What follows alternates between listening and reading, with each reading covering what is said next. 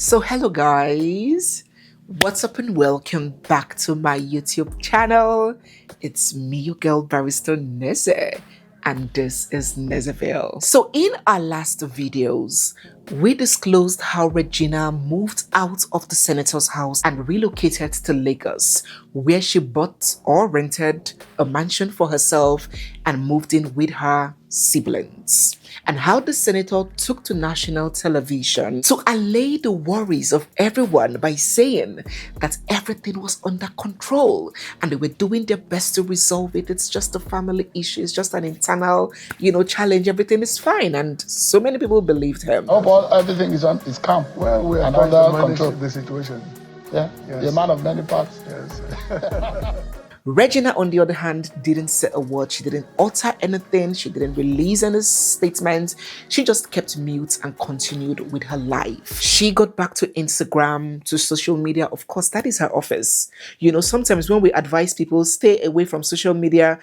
You work in the bank, you work in an oil company, you work in the hospital, you can do that. Some people earn their living from social media. So telling them to stay away from their office means keeping them jobless and, out of resources. So she went back to work, which is social media, right? Part of her job, aside acting. And she was promoting her brand, her clothing line, posting herself and telling people to buy what she sells, the aquacha material prints. She continued posting her brand ambassadorial deals and, just things just sort of flowed on. A lot of people were really looking forward to Regina coming to address not only that incident, but that allegation. That is a very serious allegation of drug use. It could have some negative consequence on a lot in her future. So many people had the expectations that she was going to, say something about it, but she chose silence.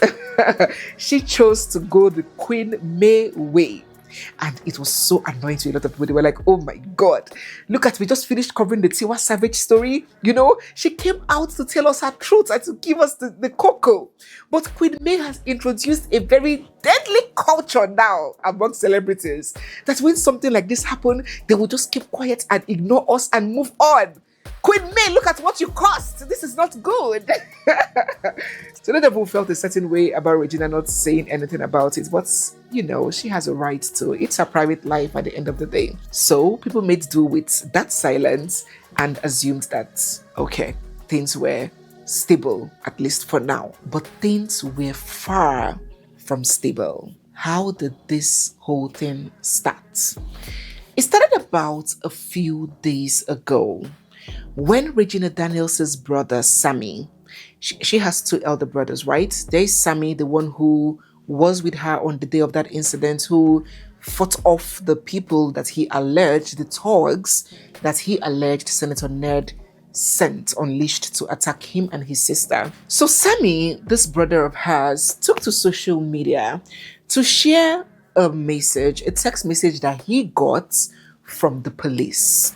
Now, let us read it together. The message said, "Greetings to you, Mr. Sammy Ojeofo. My name is Detective Olusheyi, attached to the NPF, that's the Nigerian Police Force, Area Command Metro number 30, Nile Street in Maitama, Abuja. We spoke on your direct line on Friday, the 24th of October 2025. Just to remind you of the invitation, we are investigating a case of, listen, criminal conspiracy, trespass, assault, criminal intimidation, theft, and cyber bullying assault, which your name featured prominently. I am by this text message inviting you to come to the office today, being Monday the 27th of October 2025 by 3 p.m. for fact-finding purposes. The office address is Nigerian Police Force, Area Command Metro number 30, Nile Street, Maitama, Abuja. On your arrival, report to the area crime officer or ask for me. Looking forward to seeing you, please. Best regards." And then he captioned this: Is this how police invites? Laughing emoji. Is that charge for me? Laughs again. Firstly, no be my name be that. Secondly, I asked this mofo. Mofo means mother effer. When she called, who is the complainant? Weary. Say I don't need to know. And then he put another emoji, I think laughing or smiling emoji. Now, when I took a look at these accusations, there were a list of very heavy allegations ranging from both civil and criminal offenses. Let me give us an idea of its consequences legally, of the jail term, the possible jail term that it may attract. An offense of conspiracy to commit a felony, because all these assaults and all these things are felonies, right? So the offense of conspiracy to commit a felony can attract up to 7 years imprisonment. The offense of trespass. Trespass is a civil wrong. It is not a crime per se, but it has its criminal equivalent. So you can choose to pursue trespass in a civil court and ask for damages, money, or you can choose to pursue it in a criminal court under maybe forcible entry, and it can come with a 1 year jail time. Assault, the offense of assault. Now, assault, there are different types and categories of assault. There's the simple assault, also known as the common assault. Maybe you spat on somebody, spitting on somebody's face is assault. You can go to prison for that. Then there's the assault occasioning harm, which is a more serious form of assault, more aggravated, where somebody was injured or maimed, grievous or even not grievous bodily harm was inflicted. Now that's a more serious offense, that's a felony. So for the simple assault, it can come with 1 year imprisonment, but for the one that occasions harm, it can come with 3 year imprisonment. Then for criminal intimidation, which was listed amongst the things that he is being investigated for, that can come with 1 year imprisonment. Threatening violence can come with a 1 year jail term, so that can be a misdemeanor or it can be a felony. A felony is a more serious offense. A felony attracts from 3 years and above. Now, if that threatening harm happened during the day, it's a misdemeanor and comes with 1 year imprisonment. But if it comes at night, the law treats offenses, some offenses committed at night, more seriously than is committed during the day. If that threat was committed at night, it becomes a felony and it attracts a 3 year jail time. Are you guys counting all of these? Okay, let us wrap up. Then, theft. He was also accused of theft, meaning the complainant, the senator, is accusing him of stealing his property, stealing from his house. Theft is also a felony and it can come with up to 3 year imprisonment. Cyberbullying, that's online harassment, which the new Cyber Crimes Act makes provision for. That can come with a fine and a jail term. It can come with a 7 million naira fine and a 3 year jail term. So it comes with the both. These are the array of offenses that the inspector, as she introduced herself, informed Regina's brother Sammy that he featured prominently in its commission. Now, as a social media person, when this information was posted by Sammy, as a social media commenter, you might be like, what the hell? Oh, after all, they didn't address it to his name, so it is flawed. Oh, to hell. You're supposed to send me a paper and not sending me text message. And, you can flaw the process on social media.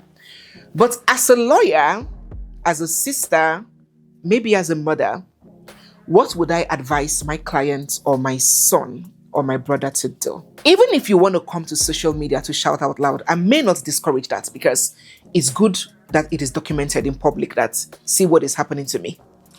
But will I advise you to ignore that invitation? No. The lady had called earlier. She knows why she sent this text message. She was trying to document because she knows that the person involved is a public figure. So they too will be trying to be careful to ensure that their tracks are not soiled. So she documented this evidence of a peaceful and calm invitation. And she was trying to be overtly polite because she knew that that message would find its way to social media. The police in Nigeria do not use please. They don't beg you like that.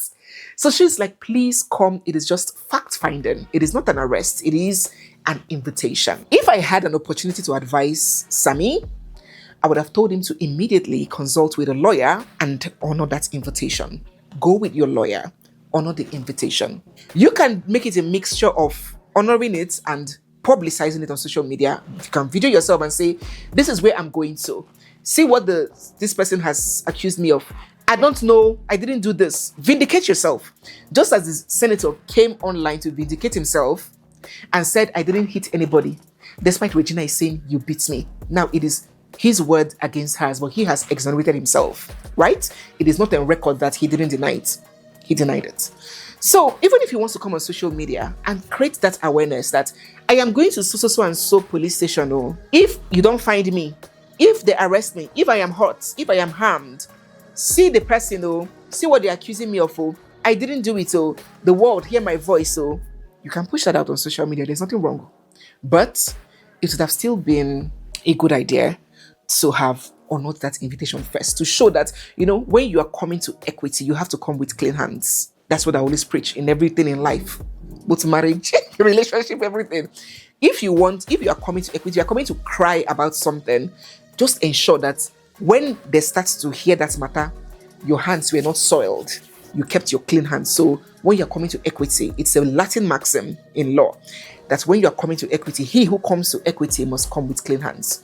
So since the police has the legal right to investigate criminal complaints filed before it, that is the legal process. We might, at the back of our mind, know the wuru-wuru and mago-mago that can happen, but legally speaking, paperly speaking, they are acting within the ambits of their rights and jurisdiction as the police. A criminal complaint was filed before them. They were petitioned by a complainant whom you know, and they were acting within their legal bandwidth to invite that person who has been accused of committing these criminal charges to come and state his side of the story. It is also legally enshrined that in the event that one ignores an invitation by the police has a right to enforce or execute an arrest, either with a warrant or without a warrant, depending on the situation. So maybe at this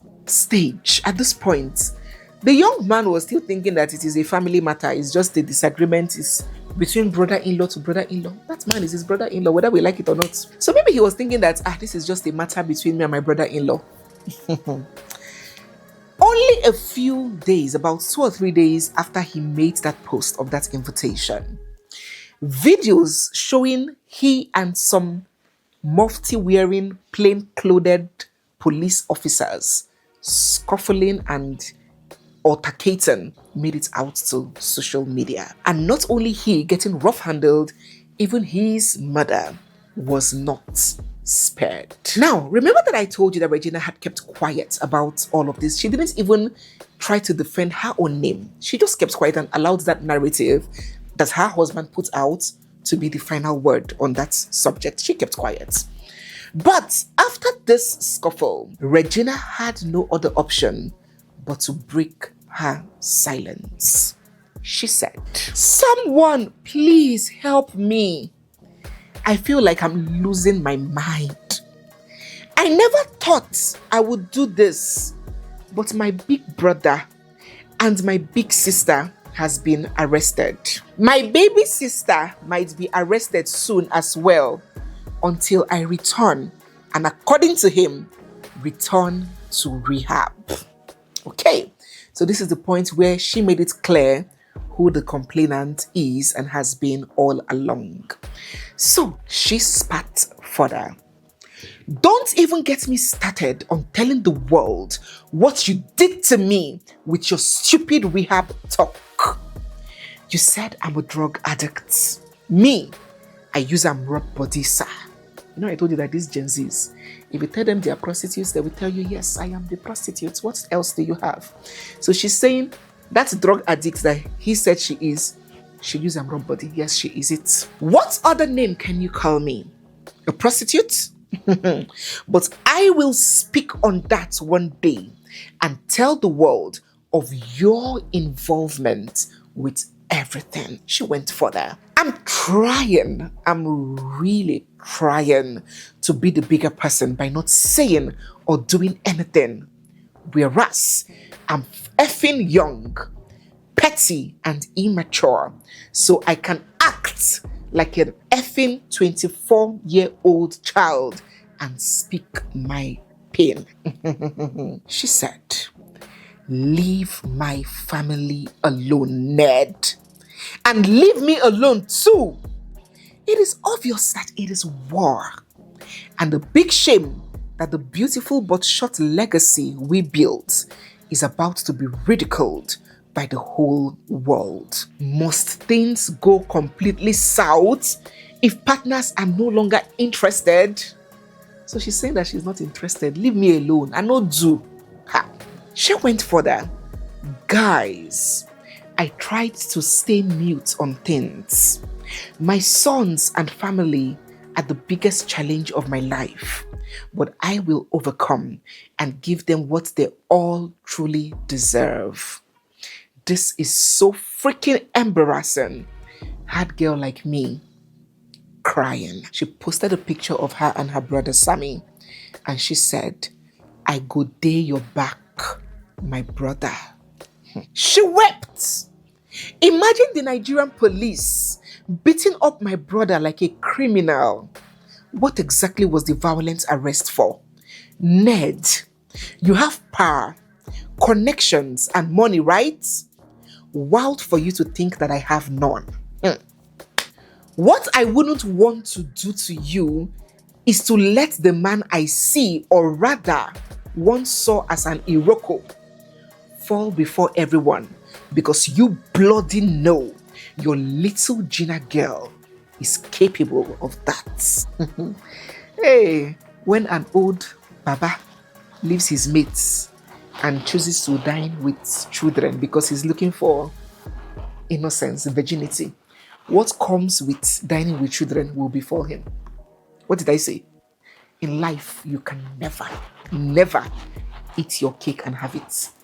You cannot be with a 20-year-old girl and expect her to act like a 40-year-old woman. And you cannot be with a 35-year-old lady and expect her to be like a 60-year-old woman. So as you lay your bed, na so you go lie on it.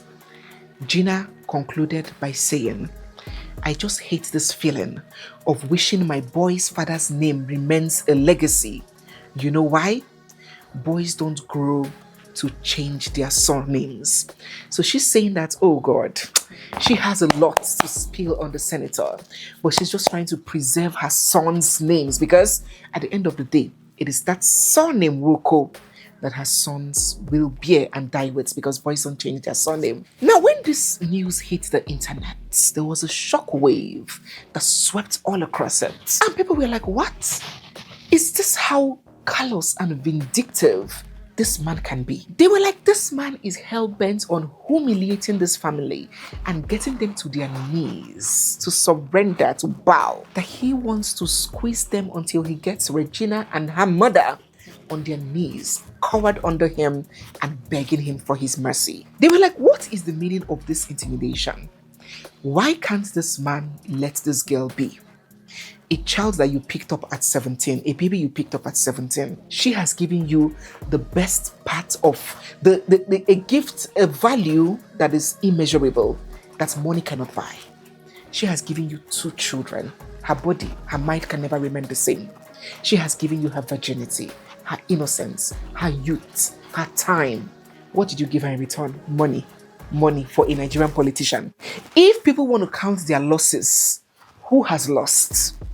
You remain a polygamist with wives, married, just one wife short. But she is now a 24-year-old single mother and the divorcee. She has lost more than she has gained. So now that you guys have fallen out, why don't you let her be and let her family be, for goodness sake? Why must you witch hunt them? Why must you oppress them? A lot of people were very livid. They were like, what sort of country is this? In many reasonable places, this man is supposed to have been under investigation for these allegations of domestic violence and even for this alleged child marriage. It is not legal to marry children in southern Nigeria. And yet, he is still the one wielding power over these people, intimidating and arresting the family, the siblings of your young wife. Yes, she's still his wife. They're estranged. They're separated. But the last time I checked, no bride price had been returned.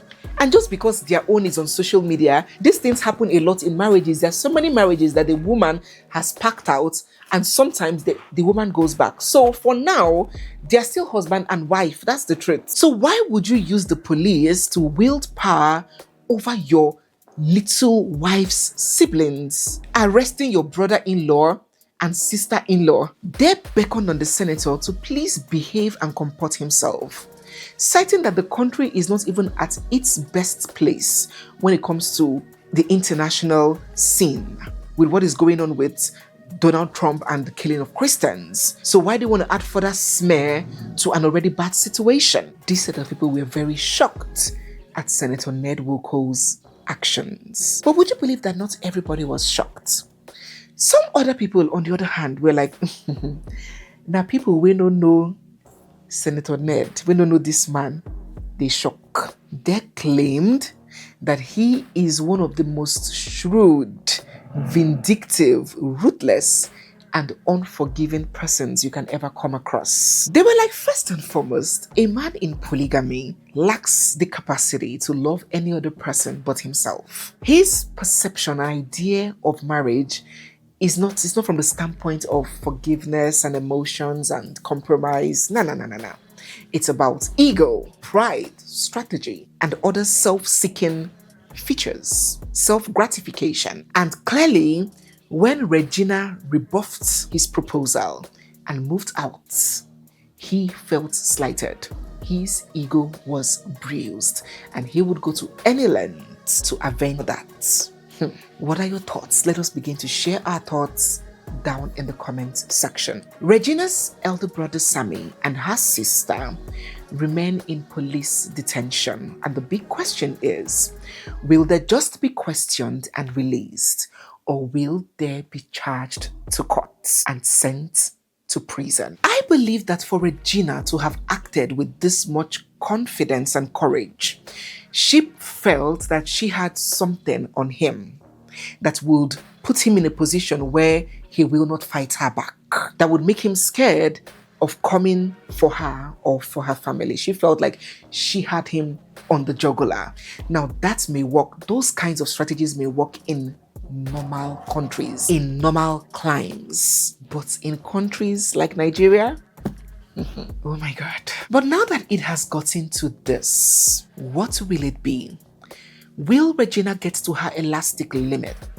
Will she explode and spill the tea and expose the senator on all the things that she said she has on him? Or will she continue to maintain her silence? Your guess is as good as mine. Let us get your thoughts down in the comment section. It is so ironical that when Regina and Ned were in good terms, a lot of people allege that they or Ned used the police to intimidate anybody that's, crossed the line with them. It has become ironic that that same police has now been wielded against her and her family. Talk about the saying that if he does it for you, he can do it to you. Clearly, this whole drama is very far from over. Can it get any messier? Our next video has the answer. Stay glued and stay watching. So guys, yes, we have come to the end of today's video. If you're new here, you are seeing my face for the first time, or if you've been watching without subscribing, don't forget to hit the subscribe button, give this video a big thumbs up, drop all your thoughts down in the comment section, and stay glued for we have so much more coming your way. It's me, your girl barrister Neze, and this is Nezeville. I'll see you guys in my next one. For now, bye.